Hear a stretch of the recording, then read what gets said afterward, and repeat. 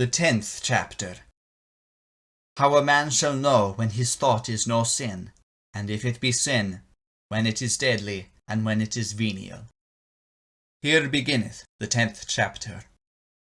But it is not thus of the mind of any man or woman living in this life, or of any bodily or worldly thing, whatsoever that it be. For why a naked sudden thought of any of them pressing against thy will and thy witting, though all it be no sin arretted unto thee? For it is the pine of the original sin pressing against thy power, of the which sin thou art cleansed in thy baptism. Nevertheless yet, if this sudden stirring or thought be not smitten soon down, as fast for frailty thy fleshly heart is strained thereby, with some manner of liking, if it be a thing that pleaseth thee, or hath pleased thee before, or else with some manner of grouching, if it be a thing that thee think grieveth thee, or hath grieved thee before. The which fastening, though all it may be in fleshly living men and women that been in deadly sin before, deadly, nevertheless in thee, and in all other that han in a true will forsaken the world, such a liking, or a grouching fastening in the fleshly heart is but venial sin. The cause of this is the grounding and the rooting of your intent in God, made in the beginning of your living in that state that ye stand in.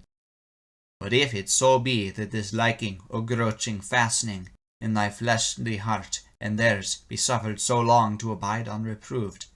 that then at the last is fastened to the ghostly heart, that is to say the will, with a full consent, then it is deadly sin. And this befalleth when those, or any of him that I speak of, wilfully drawn upon you the mind of any man or woman living in this life, or of any bodily or worldly thing other,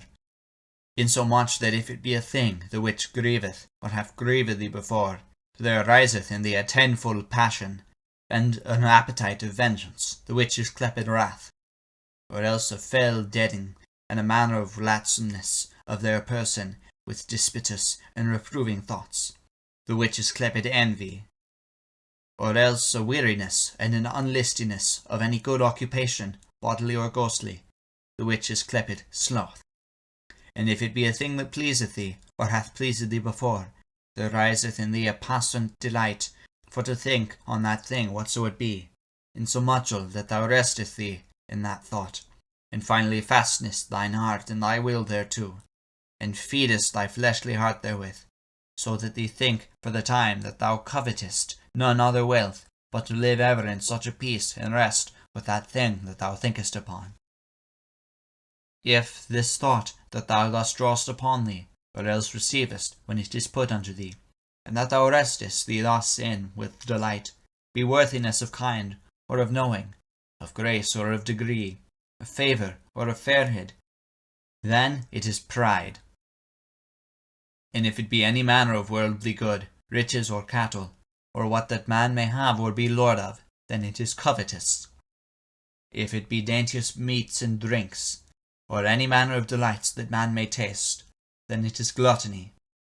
And if it be love or pleasance, or any manner of fleshly dalliance, glossing or flattering of any man or woman living in this life, or of thyself other, then it is lechery.